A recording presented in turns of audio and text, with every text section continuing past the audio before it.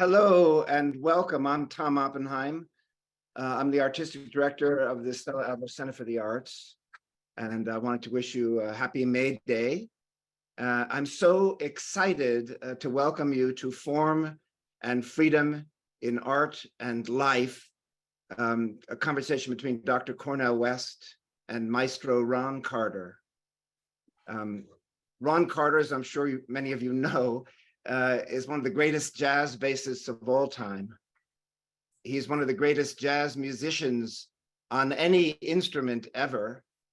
He's also one of the greatest musicians in any genre that this country has ever produced. His biography reads like a synopsis of all of Western music, from jazz to classical music to hip hop, hard bop, rock, bossa nova, and so on. We put a link to his biography in the chat and urge you to read it. It's an educational experience in itself. Dr. Cornel West is one of the foremost public intellectuals of our or any other time. He's one of the greatest love warriors this country has ever produced, with his own heroes and sheroes. John Coltrane, Dr. Martin Luther King Jr., Anton Chekhov, and Jane Austen, to name but a few. Dr. West teaches us absolute condemnation of no one, absolute embrace of everyone. We've put a link to his bio in the chat, along with links to events that we've been blessed to do with Dr. West. Please find them there. These are national treasures. Briefly, the idea for this conversation came from a dear friend and colleague named Jack Weatherall, with whom I was discussing the speaking of Shakespeare. Jack was talking about the importance for young actors to understand Shakespeare's iambic beat. Even if they want to break the beat, they first must understand it, said Jack. By way of an explanation, Jack mentioned an interview he heard with Ron Carter, talking about an album he made based on the music of Johann Sebastian Bach. I couldn't have played with Bach, said Carter, unless I first understood Bach's beat. Whether you're working with Bach's beat or Shakespeare, in jazz, acting, painting, poetry, dance, or theater, art is always a marriage of form and freedom. We train rigorously to obtain freedom. The goal isn't mere freedom, but meaningful freedom, impactful freedom, shared freedom. As a theater artist and educator, I've always looked to jazz as the greatest model of this marriage of form and freedom. There are no greater models of this marriage than the music of Maestro Ron Carter, or the philosophical and poetic passions of Dr. Cornel West, who in his own words is a bluesman in the life of the mind, a jazz man in the world of ideas.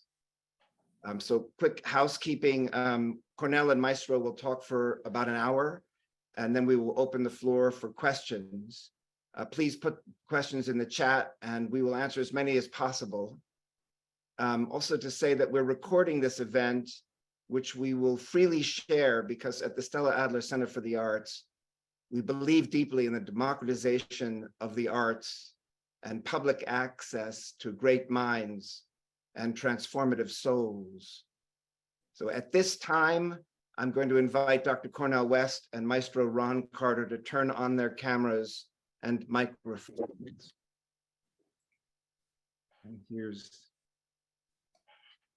Cornel.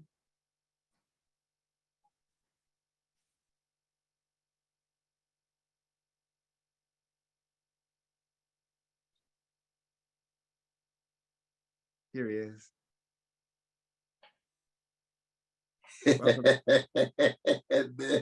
So dear maestro and brother and visionary leader and exemplary human being, indeed, indeed. Young man, how are you this afternoon? Brother, I tell you, I'm just still levitating from that performance you gave on Monday night. You know, my dear beloved wife Anahita and I were there, and you and brother Donald and Russell just lifted our souls, oh brother, to Blue Note. It was magnificent. Sister Quintilla too. Quintilla, your beloved wife, was there. I mean, it was just a magnificent, magical evening, beginning with the connection with the great Ahmad Jamal, who had died that night. You remember? Yeah, we were happy to have him in our spirits. You know, he's not here, but he left enough quality equipment for us to live with for a very, very long time. Isn't that the truth, though, brother? Definitely. But I think we both want to begin by saluting Brother Tom Oppenheim. You know, he's a very, very special brother, special calling. I've been there with him when he's had performances of Shakespeare with students, especially Black and brown, indigenous, Asian students, got the lines down, just like you finding the right notes in your magnificent PBS show. He's getting them to get the right lines with their own voices. You know, he comes from Stella Adler. She's one of the greatest intellectual and artistic figures in the history of the American stage. And then Jacob, her father, founder of the Yiddish theater. So what a rich and deep tradition he comes from. And yes, indeed. Yeah. Very much so. But brother, I'm just so humbled and honored just to be in conversation with you, though, man. I mean, whew, you're one of the greatest waves in the ocean of the great traditions of human beings tied to form and freedom. And Sarah Vaughan, John Coltrane, Art Tatum, Louis Armstrong, Duke Ellington, Mary Lou Williams, Billie Holiday, and here comes the brother from Ferndale, Michigan. Yes. Ron Carter. With both feet. You know, I wonder whether you want to share a little bit of your story of what it meant to begin there in classical music, go to the great Eastman School of Music, upstate New York, playing that cello and the legacy of Pablo Casals and others, then making that shift to bass and double bass and ended up becoming the great love warrior and freedom fighter that you are. Okay, I'll make it not long, because if I do, then your listeners, as many as there who will enjoy this show now and to the taping of it, they will not want to read it anymore. So I'll say a few things to kind of give you a hint to how I got to almost where I am today talking to you, which is an amazing part of my life. I just added another line to another ring in my tree. Cornel West. I said, okay, I can, my tree can stand that. I'm having a birthday this week, Thursday, I think, number 86. And if we can go back 14 years to when I was 1950, 1949, it's a long way back. But being in the back then, segregation was the byword. Being from being in an all-black neighborhood, all-black school, right, with all-black teachers, we had a great time. Having said that, however, a lady teacher, conductor, evidently, from one of the local high schools came to visit these kids, these colored kids at this all-black elementary school. And we added to this room. And in this room, there were a table with these instruments strung along. She had decided, Doc, that she's going to have a music program at this school, and these instruments that these kids are going to have to play, because that's what she had to offer us. This is okay, children, come up to the table carefully, and just look around and touch stuff and see which one you want to spend some time with. Which one do you want to get to know better? And at 11 to 12, the cello seemed to be the easiest to make a sound immediately. It wasn't a very good sound, of course, but it was a sound. And I thought that, gee, maybe I could have some fun learning what this does. My first contact with physical music was that.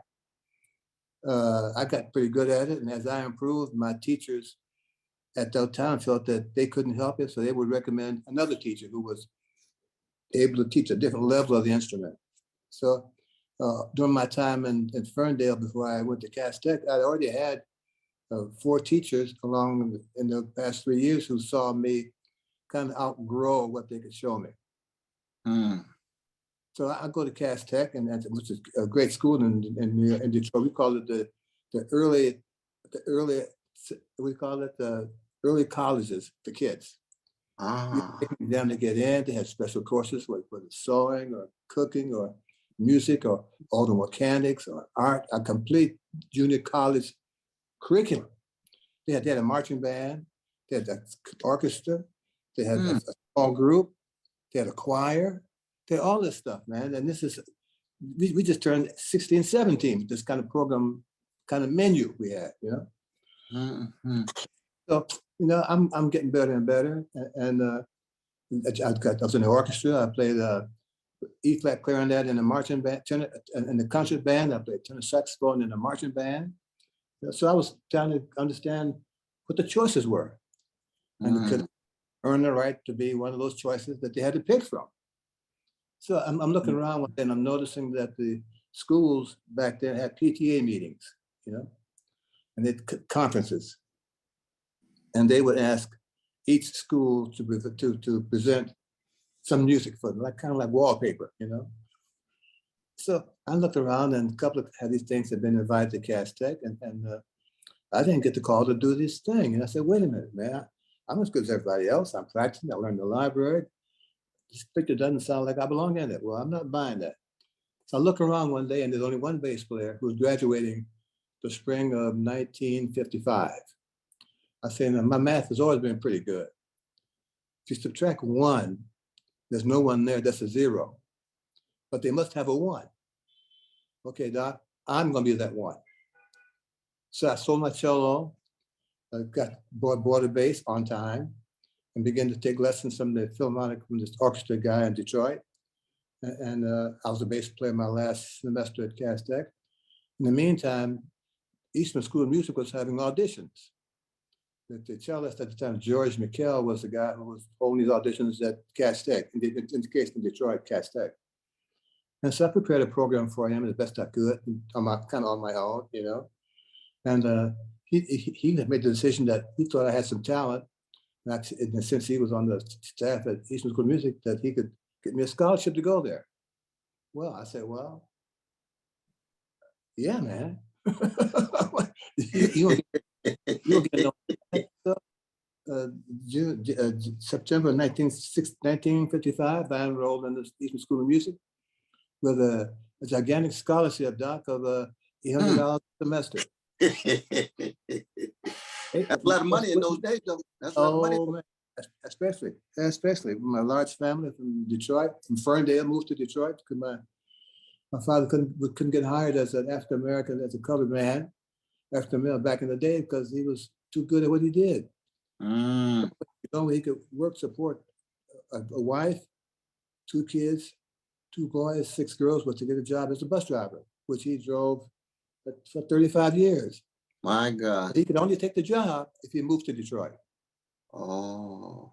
So, hey, here come Detroit, here we come. So I'm now in Detroit and going to Cass Tech, and I got the scholarship to get to Eastman School of Music, and I get to Eastman School of Music, and there were like not very many minorities there, and it's really a hotbed of competition. Everyone's practicing to play better than everybody else. That's what they do. The schools encourage that kind of mindset of excellence, and the only way to get that level to be competitive is by be better than everybody else. You know? Doc, one of the questions I'm always asked about this stuff is what did I learn from classical music that I transferred to jazz? So I tell them I learned how to practice. My time was so limited. I was working in the kitchen to have scholarship. I was walking a mile and a half to school every day. I was playing as often as I could, wherever I could. I involved in the Rochester jazz scene, even as little as I knew what to do. And the only way I could pass the expectancy level of me as a minority would be better than that expectation level. To do that, Doc, I had to practice. Mm-hmm. I had to practice. I had to practice some more.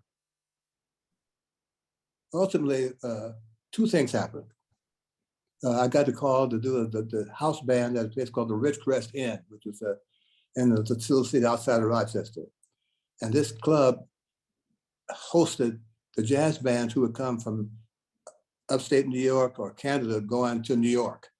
There was a stopover for all the great bands. And the Miles, the Dizzy, Horace Silver, Carmen McRae, Mm-hmm. they all stopped at Ridgecrest Inn, and I was in the house band. So I had a chance to hear them every weekend, man. For the past 2 years, for the year I was in Rochester working, I would spend my weekends there with these people, Sonny Stitt, Slim Gaylor, you know, and they encouraged me to say that, well, New York needs a good bass player. When you finish, you should come to New York to join the bands, you know. Before I got that far, I'm really playing good classical bass, man. I mean, I'm really on my feed, so to speak, you know. And again, you know, every school year, the Rochester Philharmonic Orchestra, RPO, would want to fill out the orchestra with student players. And they would ask the teachers, of course, or whoever was to make the decisions, who would fit in the orchestra, who would be a possible new addition to the Rochester Philharmonic Orchestra. And it happened that the year I was, my last year there, they needed a bass player. Now, there were 8 or 9 student bass players at that time. And of course, no one looked upon me as being the choice. Well, fooled you, I got the choice. I was the choice, so I was probably the first of color to be in the RPO in 1959. Wow. Having said that, we were playing with all the great conductors, Pierre Monteau, Frederick Cornel, all the Eric Leinsdorf, all the really top conductors. It was a great orchestra to be in. And the one who fancied me was Leo Postakowski. He's the guy who did the Walt Disney stuff, the Fantasia. Yeah. And you know, he's like a 5'7", 5'8", and I had great posture. I was like 6'4", you know. So he's looking up at me and says, "I'd like to have you in my orchestra, but they're not ready for colored people." I said, "Well, gee, I kind of held to myself. I heard that before, you know." So here's this person telling me, as good as I play, the field that I'm trying to get into is not ready to accept someone like me. And on the jazz scene, they said, "Hey, man, come on to New York, you can find work." Well, I graduated June 1959 and left for New York August of the same year. Got an apartment with my wife, and my first gig in town was with Chico Hamilton with Eric Dolphy. That started to help me get to talking to people like you right here, right now. What a story, what a journey, what a pilgrimage, my brother. Yes, sir.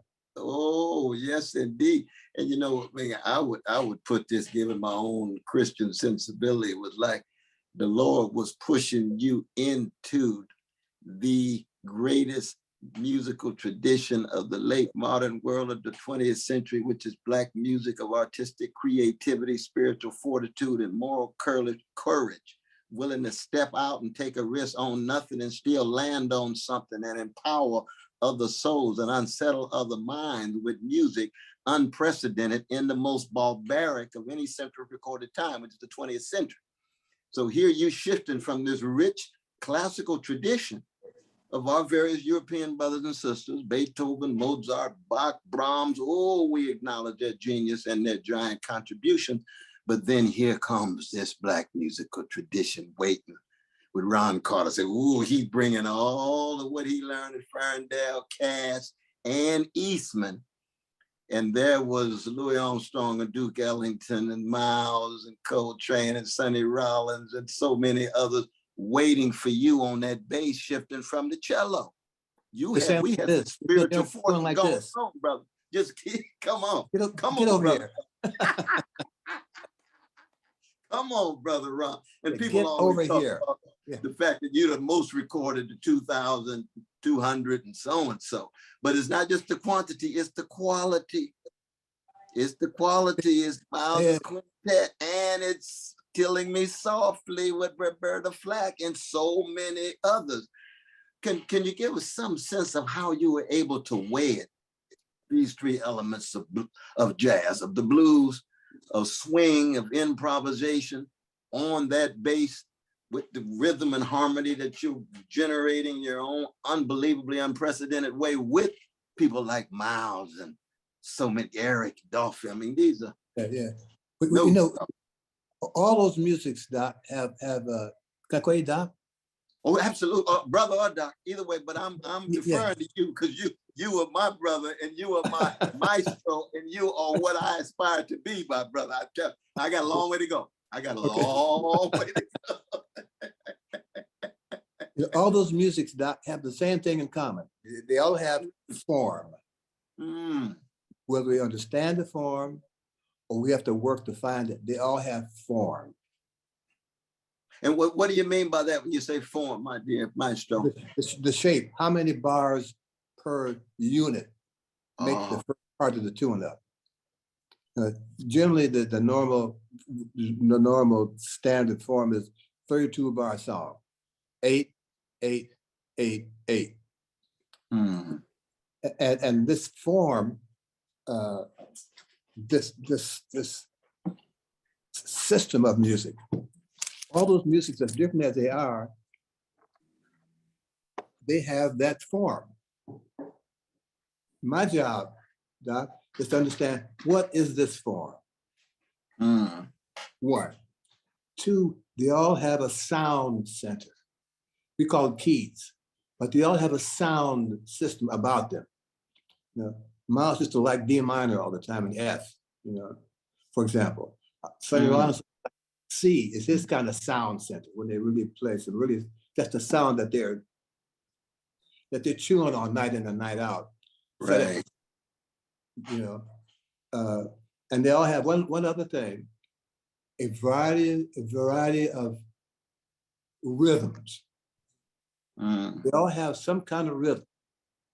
My job is to find out what's the form of this tune. Whoever it is, they got a form.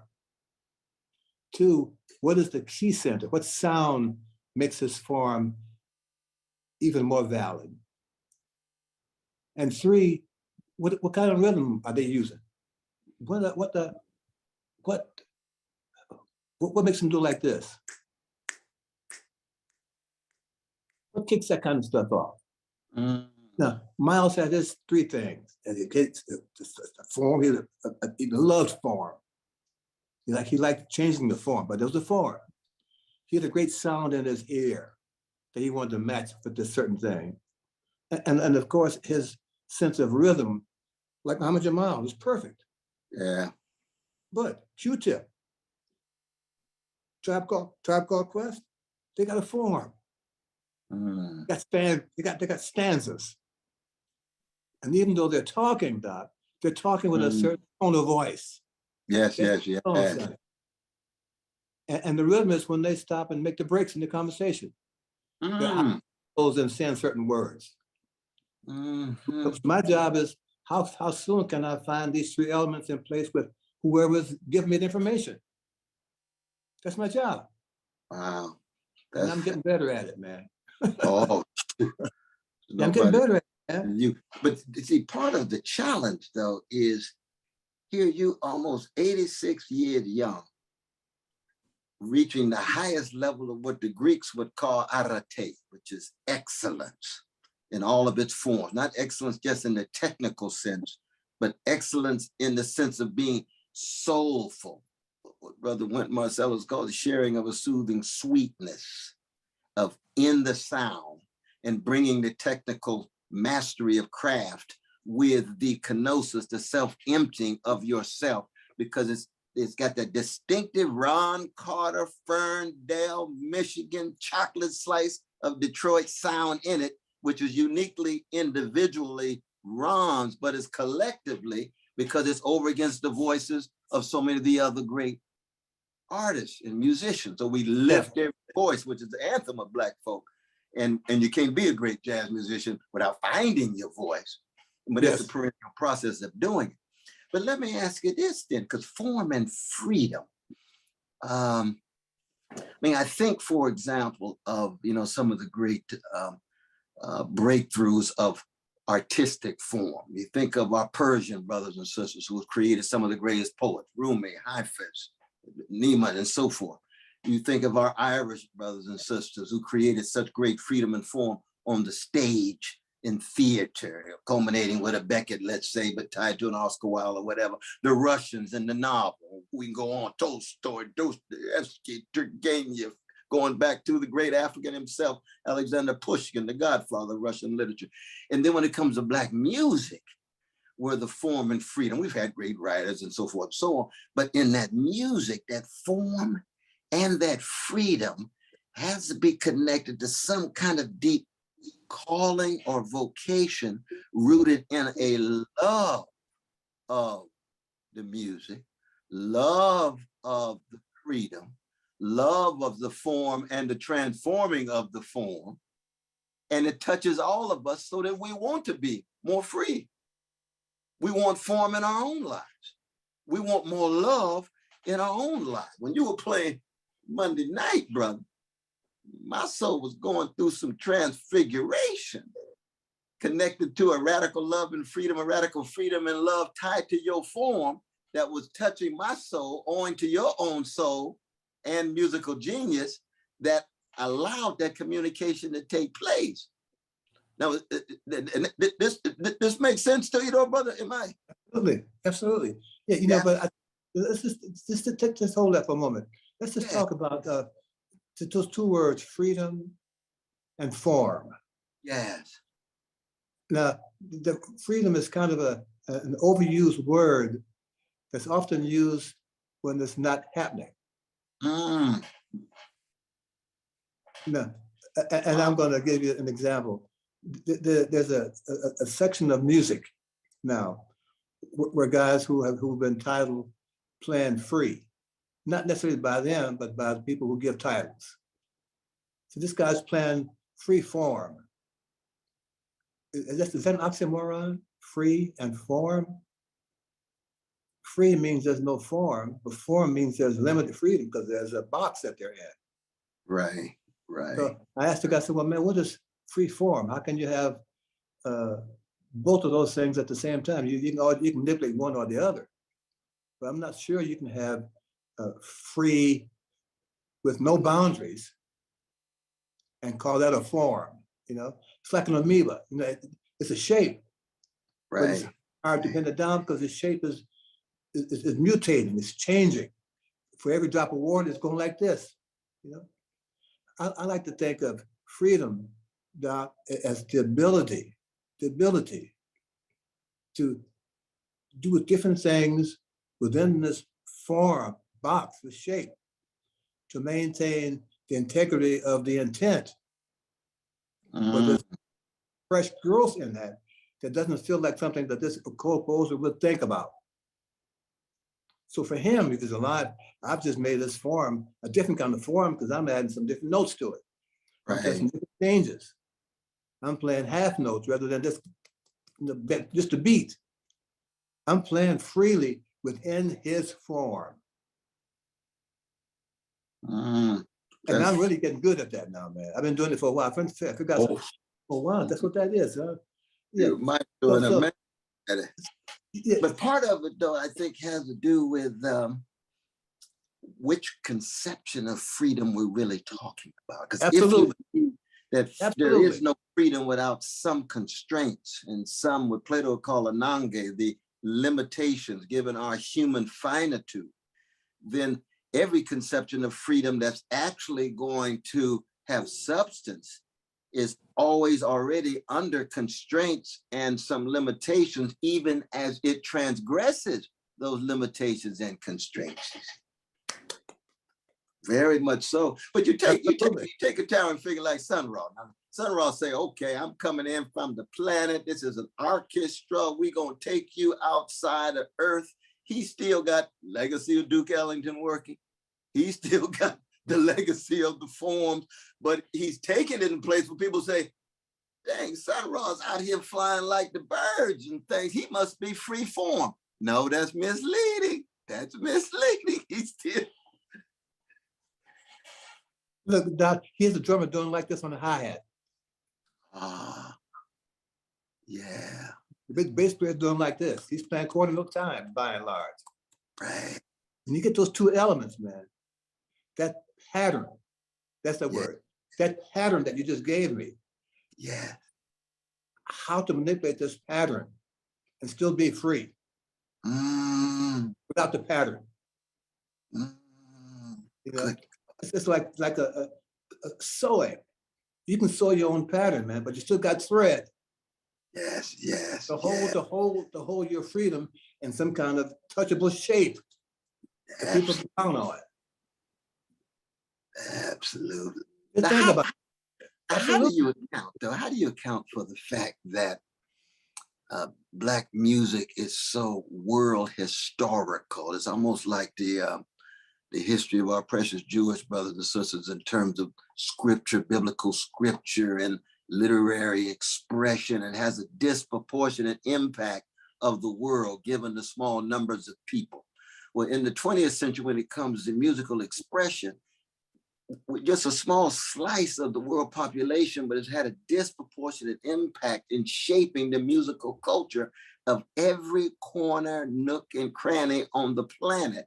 And it's not skin pigmentation, you see, it's just Black people who undergo various forms of form and freedom and musical expression that generates this culture that the rest of the world takes notice because of the excellence, the greatness, the energy, and the love. I think there's a whole lot of love in your bass playing, and a whole lot of love in Coltrane's saxophone, a whole lot of love in Oscar Peterson's piano. You know what I mean?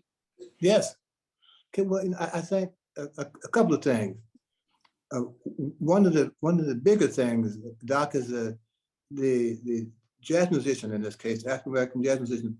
None of us, very few, have decided to be the writers of this music, the literary writers. None of us have stopped to say, let us title this music. Let us pigeonhole our sound. Some guy called John Coltrane's Sheets of Sound. Well, man, that's not what I would feel about it, but that's an accepted word because some guy did in a Downbeat magazine. Right. Or wherever the first guy was to say that was not from the African-American community. You know, I think one way to bend that curve, man, is to have more of us, you, writing the stuff that we have allowed the other part of the race to be in charge of, whether it's publication, whether it's skill level of writing, whether it's knowing how to write, whether it's the desire to write, whether it's more experienced in how to write this feeling. I did a recording session the other day, and I was explaining to the producer who wanted something a little different flavor from me, you know? I said, well, one of the problems right now is that the jazz community language is so non-documented that one word that you may think is the right answer for me doesn't mean anything to me because I don't know what that word means. A simple word is gas. That cat is gas. That means really good sometimes. What's a man the guy gassed out? I mean, he's terrible. So that kind of stuff. So he's trying to help me. I'm asking him to help me verbally to explain to me what he wants from me differently. I hear you. And he found a language, some words that were common to him and my music. And that allowed me to figure out he really wants this, but he doesn't know how to verbalize it. So I'll trust my sense of what he's aiming for. And I think we kind of abdicated that role of being the guy who says, no, man, that's not free form. I'm playing with shape. I got four corners. I got the same tonal frame. I'm just changing up what I want to do. I'm free to do. I'm free. That's the word. I am free to work in this box. Absolutely. See, I love that. I love it. I love it. I think part of the challenge, though, you brother, and you correct me now, is that, see, I don't think there can be a critic that can ever do justice to the complexity and the depth and the range of the music itself. Unless it's a performer. Yeah, exactly. Or unless somehow they're on the inside. That's true for Beethoven. You know what I mean? Beethoven and the other, Beethoven doesn't have a critic that's commensurate with his music. Mozart doesn't either. Well, the great jazz musicians like yourself, I mean, I thank God for, you know, the Stanley Crouchers and the Spellmans and the Barakas and others as Black critic, but, you know, but we also thank God for Barry Ulanoff. We thank God for Nat Hentoff and so many others who have made contributions, but all of them are going to fall short because they're not playing, never played anything. Exactly. So you can appreciate it, but they gonna fall radically short. You know? Okay, it's so like the solution, paraphrasing James Joyce and Kafka. You know, the hey, critics look, man, able to get doctor, the solution is my bio, my documentary. That's the solution.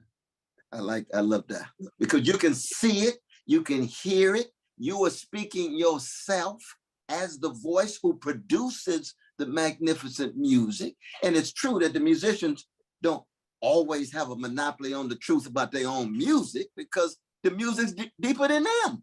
Yes. The higher power, whatever language people want to use, that's working through you, which is part and parcel of what any great musical tradition is, any great artistic tradition is. And so there is this sense of people having to be humble enough to say, I'm gonna do the best that I can to write about it, but it's better just to hear it and allow the voice of the musicians to be heard in terms of what goes into it. I mean, you talk about 117 Special, and you say, ooh, 117 Special, what's going on? Underground Railroad. Ooh, Ron Carter on the Underground Railroad, what's going on? You lay it out. Oh, as only I can.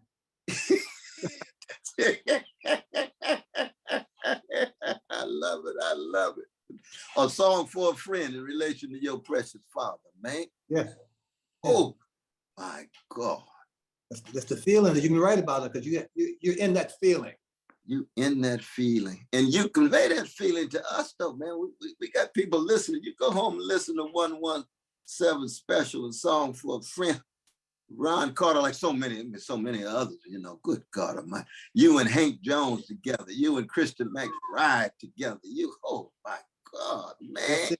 Absolutely. The truth tellers. Truth tellers, magical metaphysicians, redefining reality. And it's very interesting in the history of Black literary figures. You see that we know Ralph Ellison wanted to write like Louis Armstrong, and we know James Baldwin wanted to write like both Bessie Smith and Ray Charles. And we know that Toni Morrison, I think, is the greatest one of them all, that she's in many ways wants to write like Sarah Vaughan. Every time I went into Toni Morrison's house, she had Sarah playing. And Sarah— Walter Mosley. Oh, Walter Mosley and his magnificent writing. Now, I don't know which musician he's preoccupied with. You remember? Ron Carter. Is that right? Yeah. I didn't realize that though, brother. I'm learning all the time. That's fascinating that a younger brother like that, you know, because he's that's a transgenerational thing that's even further removed than, let's say, Ralph Ellison write about Louis Armstrong. You know, good God Almighty, Ralph Ellison was born 1913. Louis, we don't know when he born, but he said 1904. Okay, Louis, okay. Thank God you were born. That's all we want to know. Absolutely correct. You're here. All that joy and love and genius touching us in ways we couldn't even conceive of. But let me ask you this in terms of younger generation though, brother, and the younger jazz musicians, how do we pass on the artistic, spiritual, and moral greatness of the music? We're not talking necessarily about just the lives of the musicians, but what the music does to people. How do we pass that on to the younger generation, man? Well, they have to be convinced that they have the power to do that. I think, let me jump back about 40 years. I've been playing this bass, the same bass, by the way, since 1959. I've been playing this music since 58, 57. And I didn't really get an understanding of the power of the bass until like 1963 or so, 62. And I say the power of the bass, not for the volume. I don't mean loud. Right. For its impact on the music and the band. I would do these things. This really gets some personal stuff. So if I get too far out, just no. You be free in let your me go. phone. That's absolutely right. I would play certain notes or a certain rhythm, and I would see how they would affect the band because they're most immediate. They're 5 feet away from it. Not so much the audience because they're a lot more distant, but these guys are right in my circle, literally. And I would play these certain notes, Doc, or certain rhythms, and the band's eyebrows would go up to here. And they would play differently from that point on that tune, for example, or that finished the chorus. And one day I said, look, I have to stop and find out what that is. And I was at a recording session with the late great Oliver Nelson. Oh yeah. We're doing this song, we did a record date and we finished, and one of the New York dates, the 2 to 5 with a possible hour over kind of stuff, After the date, he said, why don't you come here for a minute? I said, okay. I'm thinking either the check bounced or we got another tune to do, and can I play overtime? Okay, because Oliver, he's supposed to get that, wherever that is. She says, look, the date's from 2 to 5. You got here at about 10 minutes past 1. I gave you the music, and by the date time, it sounded like you had the music 3 days before I get out of the session. How do you do that? Ooh. And how do you pick the notes that makes me stop in my tracks to find out where you're going with that note? What makes that happen for you? And so the only answer I could have is I just hear it, and I think it belongs right there. I can't tell till I actually hear it and put it there. But when I get it right, man, the color of the band changes, man. The intensity of their presence stops right there. Wow. And if I can get them to do that, I got them. It means I can do anything I want within reason. And the rhythm that's going to work for me, I can make it work for them because they now trust. They got a plan. Now, that's what I call the power of the bass. The power of. Now, what was it about 1962 and 63 that allowed you to have that kind of breakthrough, though? I was older. I was more settled in my way. You wasn't that old, though, brother. Yeah, I was old enough to know with no good notes and bad notes. Yeah. All right. I'd worked with Sonny Rollins. I'd worked with Roland Allen. I'd worked with Bobby Timmons. I'd worked with quality players who were also looking for something to do.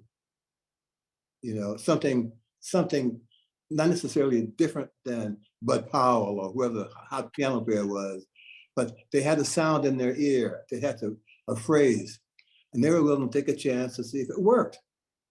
Wow. When they found it, they were new guys. After they were new on the new path. And so it occurred to me that each note I played, Doc, check this out. Each note I played does the following things. It tells the band where I am in the song. It tells them what I think the chord is by my note, by that one note. By one note. It tells them the dynamic. Am I playing loud or soft with the dynamic of the band? It tells them what rhythm I'm playing, a bossa nova, a swing, funk, Right. That's just 4 things. That one note does these 4 things, man. And I can't think of anything that's more powerful than that coming at you all night, every night. Good God Almighty. I'm not playing 4 courses down like horn players do. I'm playing the whole night. I'm the constant, this bass note. Those choices They were at him all night, man. If I'm feeling it, they got a long road. They got a long night because I was trying to feel. Ooh, Lord, Lord, Lord, Lord. Yeah, they got a long night coming. They got a long. I saw that Rich Dollar with the old brother Stanley Clark. Good God Almighty, Yeah. Same kind of thing. And you think about it at the cultural level, though, that kind of excellence, genius, and talent of Black men and Black women in a white supremacist society that's telling them that they are less intelligent, less beautiful, less moral, less creative, and yet being able to engage at this level of form and freedom, not preoccupied with white culture's various forms as points of reference, but simply conversant with it, but defining our own sense of who we are as human beings, falling back on our own tradition, conversing with other traditions, but starting on the chocolate side of town. Now, you see, just to be able to witness that, man, to see Ron Carter and the others right there at the center, making those kind of choices that have those kind of consequences, that's an enactment of freedom that we don't have too often in the larger society, brother. Nope, only on the bandstand. Isn't that something? Isn't that something? And everybody, no matter what color, Asian, European, Latin, Doesn't matter. they want to get in on that human thing. Doesn't matter. That's correct. Come one, come all. Come one. I've seen you in Indonesia. I've seen you in Japan. I've seen y'all. And that's true for the musicians as a whole. Sure, absolutely. But you have said that you never played with Coltrane, no? No, at the time he had left Miles's band, he put the quartet together. And when he put the quartet together, Miles put together the new quintet. Right. And the schedules were never just equal enough. I think in the studio, because it wasn't 63 to 68, you with Miles, and then Coltrane gonna die in 67. And he was working all the time, man. He's on the road more than Miles was. Yeah. The most I could say, I had a great time recording with his wife, Alice Coltrane. Ooh. Now she's the one and only too in so many ways. Yes, sir. Absolutely. I just saw Robbie, me and Anna, he just saw Robbie just a couple of months ago. Okay. And, he sounded so good. He's in the. I know he does. Yes. Oh, yeah, but you played with the one and only Alice Coltrane. Yeah, made a couple of records with her. Yes. Wow. Out at the studio. He had a little studio in his garage out in Dix Hills. Right. So you had a chance to talk with him and interact. You just didn't play in the studio with him. Yes, that's correct. Because both of y'all have such a gentle spirit, given your genius. You know how rare genius and generosity is when they come together? Genius and humility is. Both you and Train got that, man. Well, I'm sorry I didn't get a chance to play with him, because I would have had some wonderful musical conversations with him. Well, you had other conversations. See, that's cool. Yeah, but I'm looking for the ultimate one. The ultimate one, the music one. Yes, yeah. No, I missed that. Sorry. I regret, but I hear him. Ooh. That's not as good as playing with it, but his memory, his concepts, his solos, his intensity, his intonation, the quality of sound. And I miss it. I miss not being I miss not being in the middle of that. Ooh, but I'm sure he must have heard you in his musical ear too. Yeah, but he had a good band. Oh, no. Oh, yes. Oh, yeah. Oh, yeah. That's true. Yeah, Jimmy Garrison, Elvin McCoy. Yeah. Great players. No, it's so true. It's so true. Good God Almighty. I made records with McCoy, 4 or 5 CDs, LPs, and with Elvin, 4 or 5 or 6 with McCoy, and Jimmy and I talked all the time about bass. So I was a part of the band, communally speaking. Right. Yeah, without, yeah. And you had the great Roy Haynes early on. Absolutely. Yeah. He's on After the Rain. He's on After the Rain with Coltrane, which is my favorite Coltrane song, actually. But yeah. I was a friend of all those guys, communally speaking, and I just didn't have enough time. Schedule's not permitting to have me get everywhere where I wanted to be, but someone had a plan for me to get somewhere else. right, that's right. That's And exactly when a few times I didn't say no.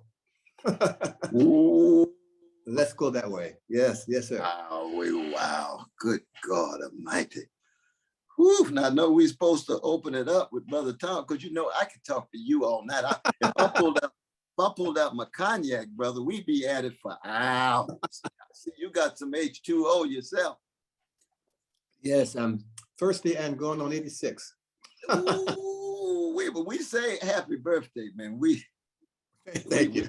I'm grateful to have you in the world. And at 86, man, the sharpness of your mind, your heart's always been golden, and your genius has always been a form of giving to others. But 86 years old, and I'm trying to catch up with you in so many ways. Intellectually, man, it's true. I'm telling you. Well, right now, you got a chance. I'm wearing my house shoes. And you 6'4", and I'm about 5'11" on a good day, 5'10" on another day. Brother Tom, look at that beautiful smile you got, man. Thank you so much. Thank you so much. That was just glorious.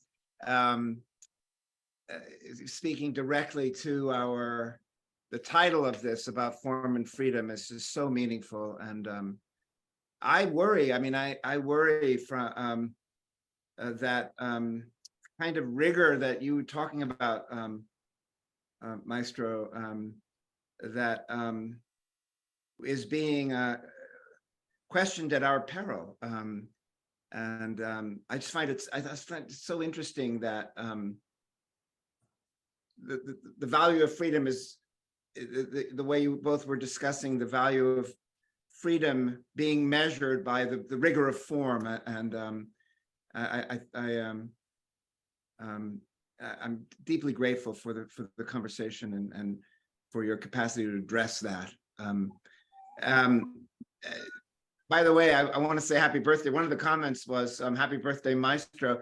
And I think it's relevant that I actually have, elder that I am, I have a 7-year-old daughter. And on this night, this May Day of this conversation, she lost her first tooth. Oh, so beautiful. Big, that's beautiful. Yes, it's a big night in the Oppenheim household. Put it under a pillow. Put it under a pillow now. Yes, sir. Yeah. I try to say the same thing. Yes. No, indeed. Will do. Mr. Carter, what are some of the biggest challenges young musicians will face as they grow as artists? That's a question from a Johnny Rockwell. I think 3 things. The lack of school music in the high schools and elementary schools. Back when I was 7, 8, 9, 10, there were always music in elementary school, even if it was only a gospel choir. Mm-hmm. But there are no most schools don't have music programs. And I think that's one thing that the jazz player today misses, because he's not growing up to be fertilized at an early age with this music called jazz, because he's hearing no music in school. But he's hearing this on the radio outside, or kids singing tunes, but he's not involved in the organized fashion of understanding this sound called music. The second thing is trying to find a teacher who's experienced enough to explain to him some of the details he needs to know. I know a lot of guys my age group can do that, and they are, in fact, are doing it to a degree. But it kind of behooves the younger group to talk to a live historian to understand the floor plan. to understand what makes his house still stand after all these years. You know, on my DVD, I go back to my home in Ferndale that my father built. Mm-hmm. The house is still standing like brand new. The house is 85 years old, man. 86, whatever it is, 86. It's still there, man. Whatever he put in there besides his sweat and love is some physical elements, brick, cement, used nails, homemade screens. That's the history of that house, man. Wow. And I think that the younger musicians should stop doing their thing, just find somebody that they can say, hey man, how did this happen? I'm not asking them to copy that person's style or transcribe his stuff. I'm asking you to find somebody older, experienced, who will sit down with you and not just hang out. You know, not just a quick 3-chorus hello. Who will sit down with you and answer a question in detail. But to make that happen, you got to do your share. That's to seek me out. Me, plural, not me, plural. And the last thing, Tom, is to really love the music. Yes. And I don't mean that's the order of my 3, but that's you can't do without it, man.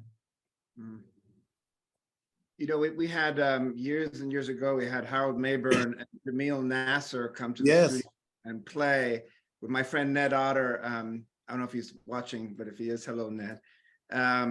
A beloved student of George Coleman, and also who I know you played with, and Harold. And somebody asked him, you know, what was it like when you came to New York in the 50s? And what they said was that, I mean, it was just music 24 hours, 24/7. You felt if you went to sleep, you were going to miss something.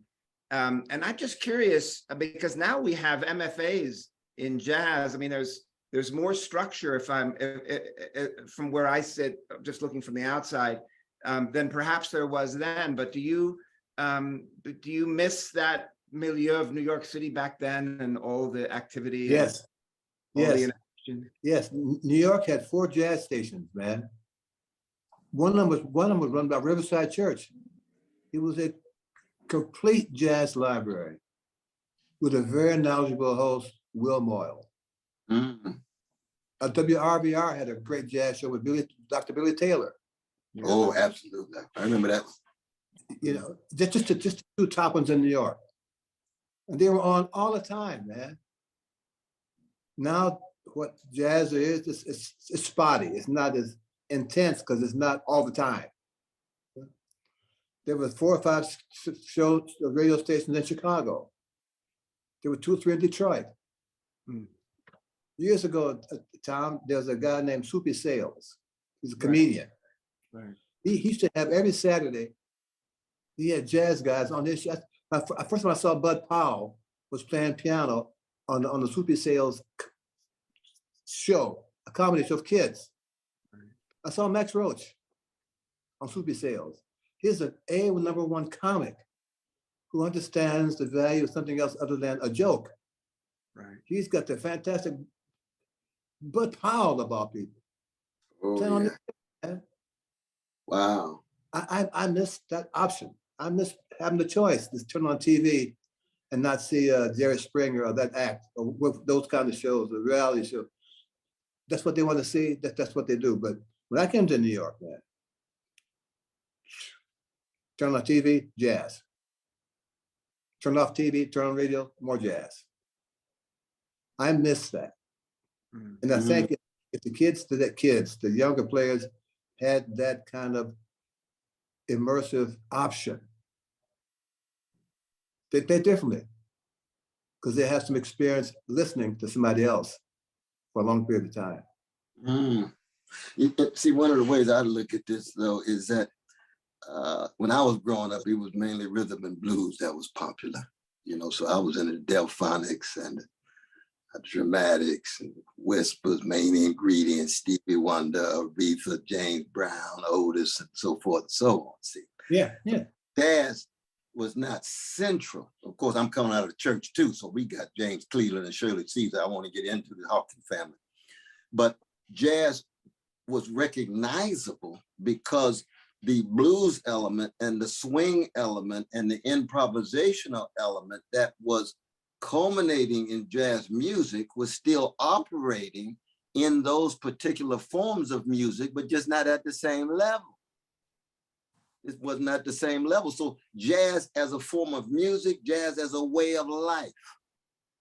And if you're wrestling with the blues, you're wrestling with catastrophe, lyrically expressed and existentially engaged. If you're wrestling with swing, you're trying to authorize a form of time and temporality that's different than the rut and the routine that mainstream society gives to you. So you make life swing as well as the music. And then the same is true with improvisation, which is not just for me an artistic skill. Improvisation is a form of practical wisdom, knowing how to make judgments on the spot in light of your discipline to find the right note, as you would put it in that Absolutely.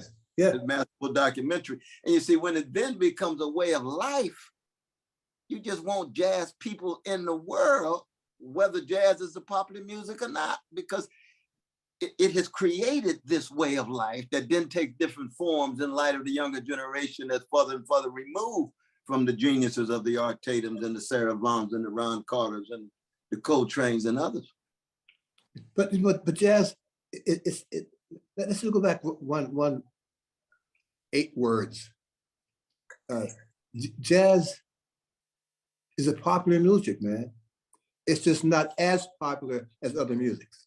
Right, right. You know, and I say that so the listeners of this tape don't feel that jazz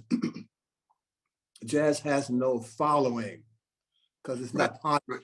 Yeah, I don't want to imply wait a minute. Jazz is very popular. It's got a smaller audience to acknowledge that. The truth how popular it is, you go to the Blue Note when a jazz act is playing there, man. The place is sold out 2 weeks in advance. They want to hear the audience who wants to hear this, for them, popular music. That's true. That's true. So when you say jazz not popular, I kind of question the definitiveness of popular, because I think jazz is a very popular. You know, I just went to an event today, and someone introduced me to a person. So you're on, yes. I said, wow. I don't know her, man. I don't know that couple, but somehow they know me. That's the level of popularity right there. Right, right. I'm not a stranger. I'm a guy who they know through something, who never spoke to me and only saw me once on the stage or a record or something like that, whatever their contact was. So music is popular enough to allow that to take place. Now, my friend last week bless you, my brother Mike. was very upset because I walked through Harlem and no one knew who I was. He wigged out. I said, man, wait a minute, don't stop. Sit down for this. Do like this. with a brown bag, you know? Yeah, they don't know, but they know Q-tip, but they know wherever the thing is. So they have music around them. Right. They're just not allowed to get saturated in what we do, our industry. And if that ever comes back again to a popular, look out. Ooh, there it is. And you never can predict. Never can predict. But I went to see Blue Magic the other day down in Florida with Brother D. And see, Blue Magic used to have thousands and thousands of folk. They still popular, you're right now, just like jazz musicians, but it was a smaller group because every generation has its own form of dominant popular. Yes, absolutely. That's the only point I want to make here, you see. Yeah, the difference though is that those musics that are popular have more options to be popular because they control more of the radio, for example. Right. You got all the radios, you got the Billboard top 15,000, whatever they call it. I mean, they got the big shows on TV. Right. You know, they only have jazz on commercial stuff. You know, if the ratio of the two musics, of the four kinds of music, just to categorize it, the balance changed if we were allowed to shift this much. I can assure you this group be the jazz band. Mm. I'm telling you, all we need to do is find the right air to put it in. Ooh. You know, I was blessed to write a song with the great Bootsy Collins on his Funk Capital of the World album. We wrote a song called Freedom, F-R-E-E-D-U-M-B. And how the music's getting dumbed down, you see. And what does it mean to dumb down the great music of a people whose music itself is a fundamental source of our sanity and our dignity? In that sense, it's a form of spiritual warfare going on. Yeah, yeah. Now people say, oh, that's conspiratorial, Brother West. Well, I know the world's complicated and complex, but there is a war that has been going on against Black folk, and given all the magnificent musical and artistic achievements we've had, it's always in the context of certain kind of white supremacist bombardment that we cannot downplay, even though we're not obsessed with it, because you can't be a jazz musician if it's just reacting to something. You got to create something. But the younger generation is getting music that is dumbed down. And Bootsy and I, we traveled the country with that song. And people say, well, you're getting a little bit too political. No, we're just trying to tell the truth about a great people. I'm laughing because I know Bootsy. And Oh, you know Brother Bootsy out of Cincinnati. I can see him doing like this and playing. I'm telling you, absolutely. I have a question for you, Cornel. Actually, it's Cornel. I'm curious about the freedom you find in the form of Christ's teachings. Can you reflect on freedom within those guidelines? Oh, from yeah. A member from Delbert S. Oh, I appreciate Brother Delbert. No, but you see, I come out of the Richards of Shiloh Baptist Church on the chocolate side of Sacramento, California, where we understood the gospel as radical love in freedom and radical freedom in love. So the dogma and the doctrine and all the rules were always subordinate to a love that was real as a heart attack, but it was unpredictable and improvisational and had to be manifest in a lot of different ways in different contexts. And so that Palestinian Jew named Jesus that meant so much to so many of we Black folk in our churches, different than the Constantinian Jesus that looks like Michelangelo's uncle. We're not talking about that Jesus. We're talking about a Jesus that ran the money changes out of the temple, 400 troops protecting that temple. He did it based on what? Not a hatred of rich people, a hatred of greed and his love for the least of these. What you do unto me, you do unto the least of these, so that the kingdom of God looks like a child, because a child has a sense of wonder. A child has a sense of openness to the world. And if the kingdom of God is within you, then everywhere you go, you ought to leave a little heaven behind. You see, that's what I heard at Shiloh Baptist Church. And I'll tell you, that frees up a Black man like me. Oh, yes, that frees up a Black man. So I'm a Jesus-loving Black man in that sense, even though it's very critical of institutional Christianity. And I learned from my Buddhist sisters like Bell Hooks. I learned from my Jewish brothers like Rabbi Heschel. I learned from my Muslims like Brother Malcolm X. I learned from Hindus like Gandhi. I have an openness, but I'm still rooted in gut bucket Black Baptist engagement with the blood at the cross. So that's just being true to me. Now, I know, Brother Ron, you've had some interesting formations growing up, right? Yeah, well, you know, as quiet as it's kept, the only people who aren't acknowledged as being musically affected by church music are jazz musicians. Interesting. Just to let that lay for a moment, you know? Black churches were always available to the community. Black churches had service 8 nights a week and on Sunday afternoons. Mm. And the families always went to at least 3 or 4 of those services. Out of these families came musicians. Absolutely. But no one says, what church did you go to? They just assume that you're not of that, what's the you didn't wear the religious suit, so to speak, you know? Right.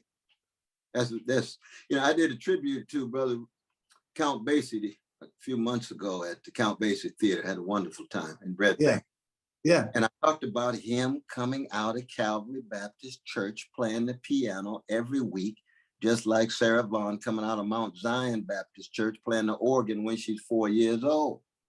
And of course, Coltrane come out of AME Zion Church. His grandfather is a preacher. He lived in the parsonage with the grand. So you can feel and see not dogma and doctrine of the church, but all of the rich cultural and musical ambience in that church that gave both self-respect, self-confidence, belief in oneself, and most importantly, the acknowledgement of the quest for excellence tied to serving others.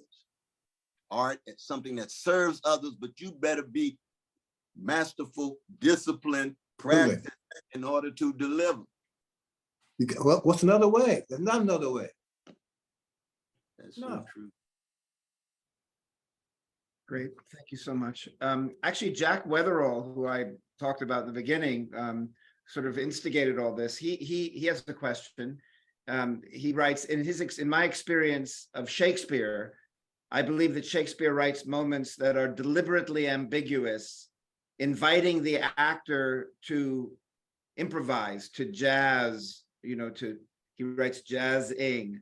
Then he pulls back to the iambic pentameter. So he reasserts this form. Is there a parallel with composers or within the framework of a jazz band?